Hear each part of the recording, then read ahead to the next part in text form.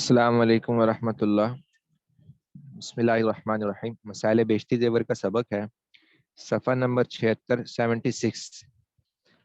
کنویں کا بیان چل رہا تھا کہ کنویں میں اگر نجاست گر جائے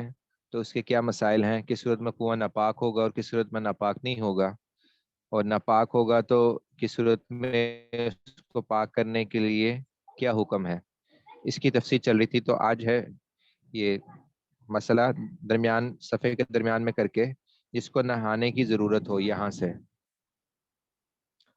مسئلہ، جس کو نہانے کی ضرورت ہو وہ ڈول ڈھونڈنے کے واسطے کنویں میں اترا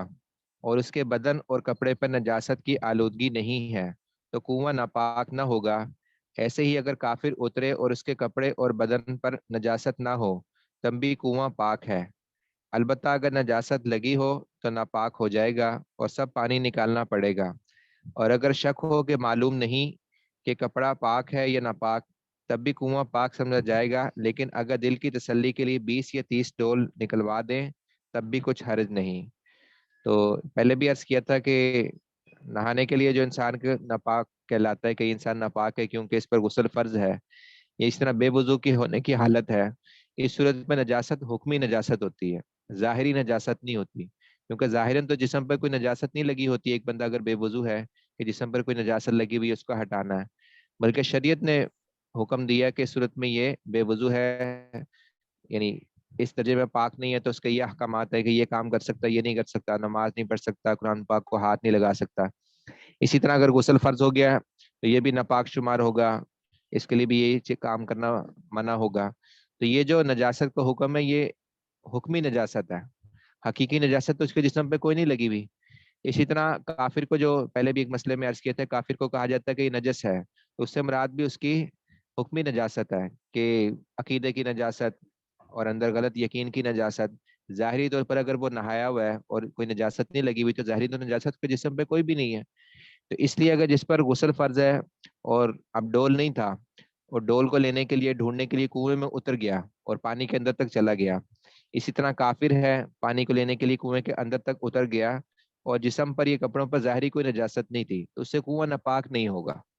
کیونکہ کنویں کے ناپاک ہونے کے لیے ضروری ہے کہ کوئی ظاہری نجاست اس کے اندر گر جائے، کوئی اس کے پانی کے ساتھ شامل ہو جائے، جبکہ یہ ظاہری نجاست حقیقی نجاست ہے ہی نہیں، بلکہ یہ تو حکمی نجاست ہے،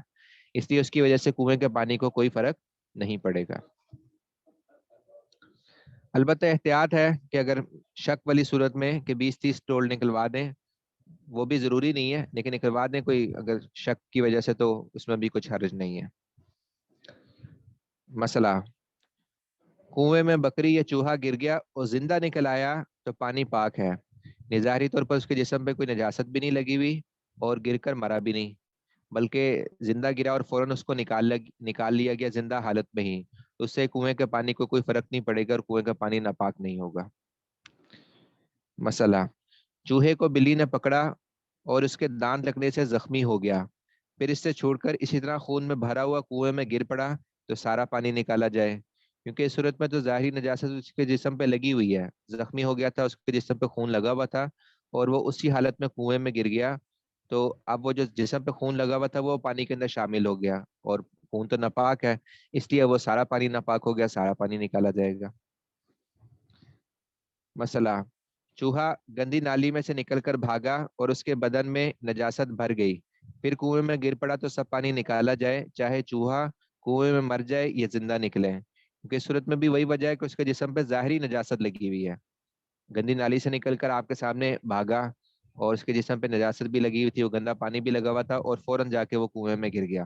تو اب تو یقینی بات ہے کہ ظاہری نجاست کنویں کے پانی میں شامل ہو گئی ہے، اس لیے یہاں تو حکم یہی کہ سارا پانی نکالا جائے گا، وہ پانی ناپاک ہو گیا، ورنہ ظاہری طور پہ کوئی نجاست نہ لگی ہو پھر گر جائے اور زندہ حالت میں ہی نکال لیا جائے تو اس صورت کا حکم پیچھے گزر گیا کہ اس صورت میں پانی ناپاک نہیں ہوتا۔ مسئلہ، جس چیز کے گرنے سے کنواں ناپاک ہوا ہے اگر وہ چیز باوجود کوشش کے نہ نکل سکے تو دیکھنا چاہیے کہ وہ چیز کیسی ہے، اگر وہ چیز ایسی ہے کہ خود تو پاک ہوتی ہے لیکن ناپاکی لگنے سے ناپاک ہو گئی ہے، جیسے ناپاک کپڑا، یہ کپڑا اصلاً تو پاک ہوتا ہے البتہ اس پہ کوئی نجاست لگ جائے پھر ناپاک ہوتا ہے، اس طرح ناپاک گیند، ناپاک جوتا، تب تو اس کا نکالنا معاف ہے، ویسے ہی پانی نکال ڈالیں۔ तो शुरू में हमने पढ़ा था कि जब कुएं में नजासत गिरी हो और कोई ऐसी चीज हो जो जी जिर्म जिस्म वाली नजासत हो, तो उस सूरत में हुक्म ये कि पहले उस नजासत वाली चीज को बाहर निकाला जाएगा, फिर कुएं का पानी निकाला जाएगा। तो आम हुक्म तो यही है। लेकिन अगर कोई सूरत ऐसी पेश आ गई कि जो चीज कुएं में नापाक गिरी है उसको निकालना मुमकिन नहीं है, उसको अब निकाल नहीं सकते, तो इस सूरत में क्या करेंगे? तो इस सूरत में फिर तफसील ये है कि देखा जाएगा कि वो चीज कैसी है। तो नापाक चीजों की यूं कह लें कि दो किस्में होती हैं, एक नजिस एक मुतनजिस। नजिस वो होती है जो असलन खुद ही नापाक है, जैसे पेशाब है, पखाना है, ये किसी और नजिस चीज के शामिल होने की वजह से नजिस नहीं होती, नापाक नहीं होती, बल्कि ये बजाते खुद ही नापाक है।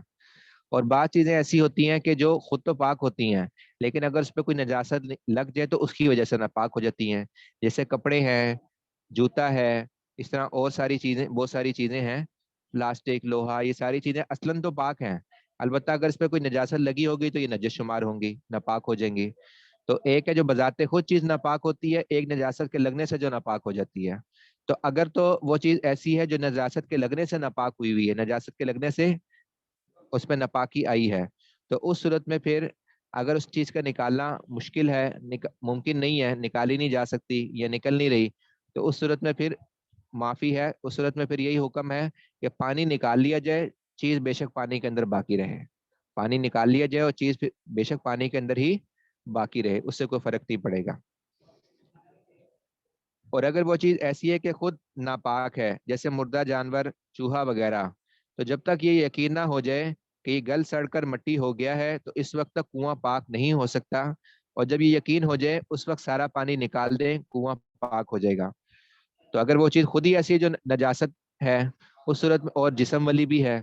तो उस सूरत में फिर हुक्म ये कि इतना इंतजार करवाएंगे कि वो चीज के बारे में यकीन हो जाए कि वो अगर जानवर है या वो और कोई चीज है, मर कर, गल सड़ कर मिट्टी में शामिल हो गया, यानी एक वक्त के बाद पानी के अंदर कोई चीज पड़ी भी रहे, कोई जिस्म वाली, तो वो पानी के अंदर ही घुल मिलकर खत्म हो जाती है, मिट्टी के अंदर शामिल हो जाती है। तो जब इतना वक्त गुजर जाए और यकीन हो जाए कि वो मिट्टी में शामिल हो चुकी है, उस वक्त फिर एक दफा कुएं का सारा पानी निकाल लें, फिर कुआं पाक हो जाएगा। लेकिन उससे पहले पहले फिर इंतजार करना पड़ेगा। उससे पहले पहले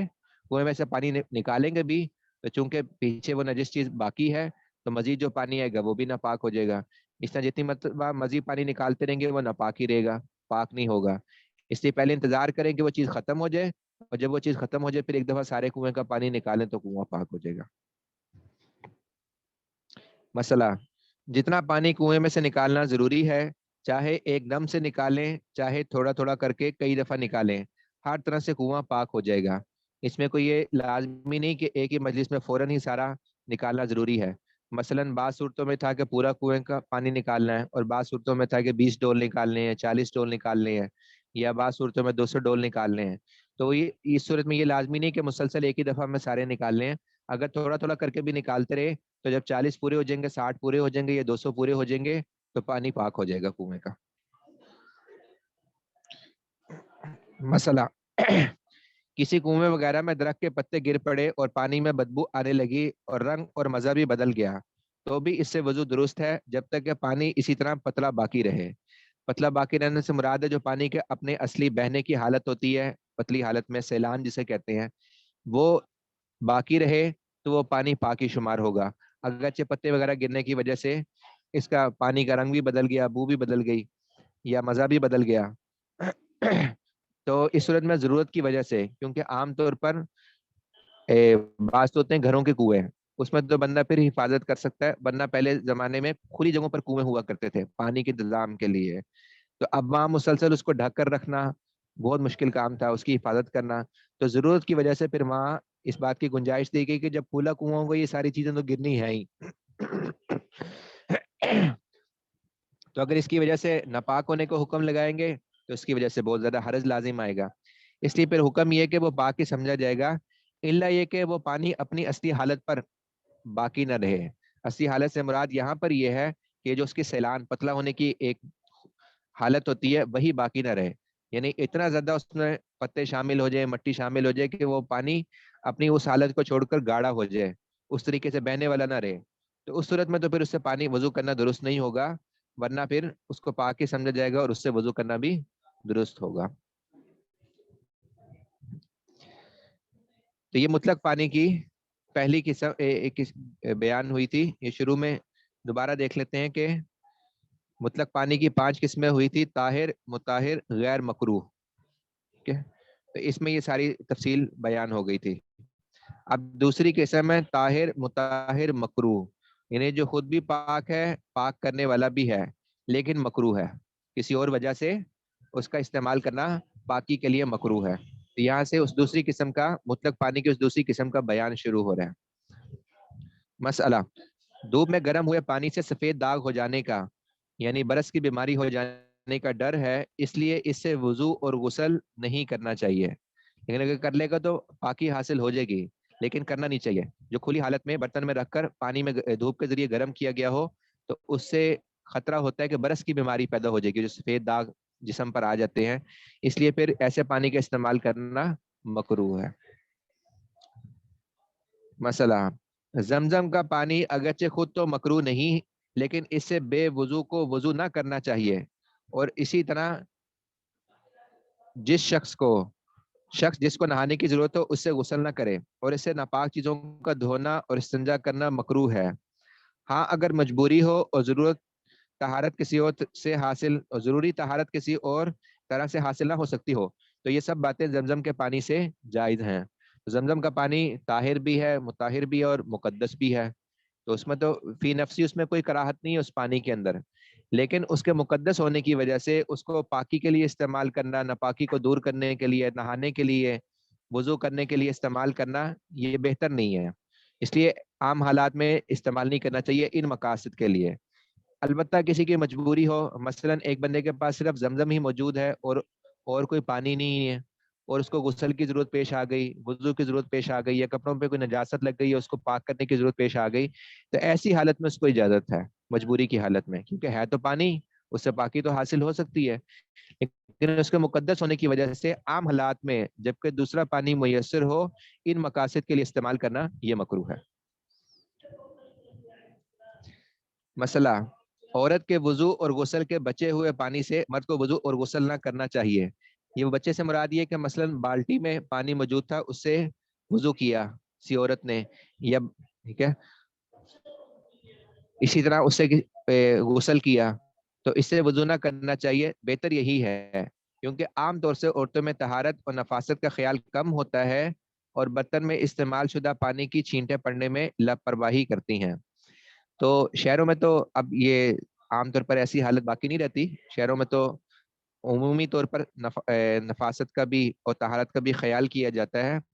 البتہ دیہاتوں وغیرہ میں جہاں ضرورت ہوتی ہے، عورتوں کو سارا دن کام کاج کرنے پڑتے ہیں، بچوں کے بہت سارے مسائل ہیں، بچوں کے ناپاکیاں دور کرنا، ان کو نہلانا، ان کا استنجا وغیرہ کروانا، اسی طرح خود بھی مسلسل کاموں کی وجہ سے مصروف رہنے میں تو بعض دفعہ ان چیزوں میں کمی آ جاتی ہے.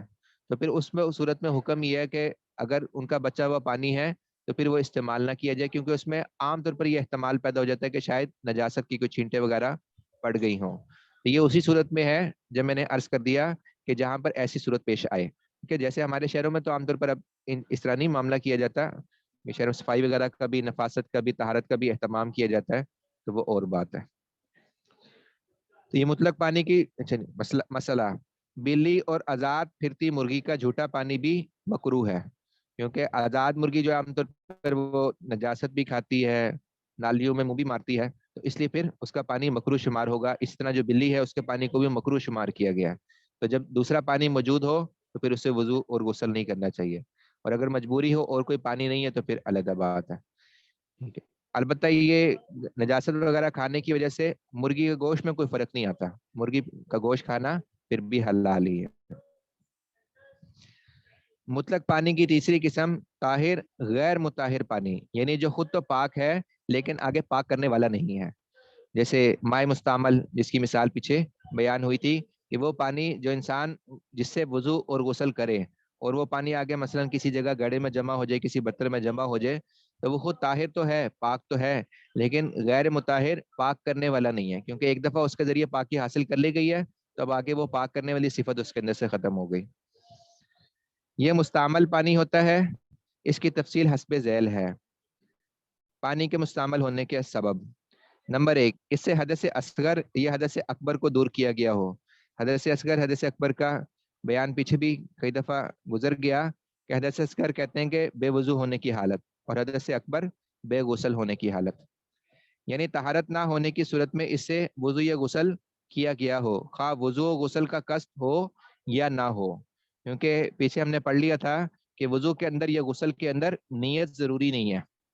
نیت نہ بھی ہو تب بھی غسل ہو جاتا ہے، وضو ہو جاتا ہے جب وہ اعضاء دھل گئے،